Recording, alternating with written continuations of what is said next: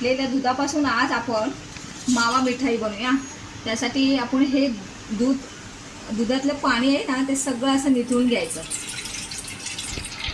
त्यातलं पाणी आपण सर्व निथळून घेतलंय। आता आपण गॅस ऑन करूया।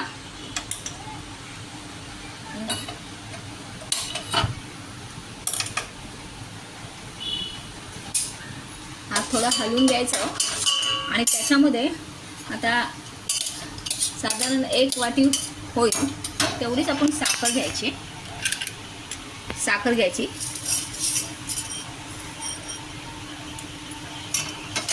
आणि हलवत राहायचं जरा।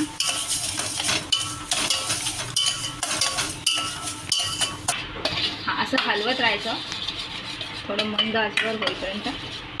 त्याच्यात आपण वेलची पूड टाकायची अर्धा चमचा छोटा, थोडं जायफळ थोडं टाकायचं, 1-2 ठेवायचं। ताटाला थोडंसं तूप लावून घ्यायचं, वाटीला असं तूप लावायचं जरा आणि इथून असं सारखं करत घ्यायचं आकार।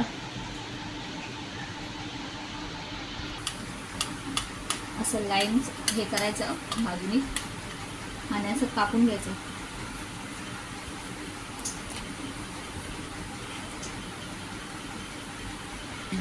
आता आपण ह्याच्यात ड्रायफ्रूट सगळे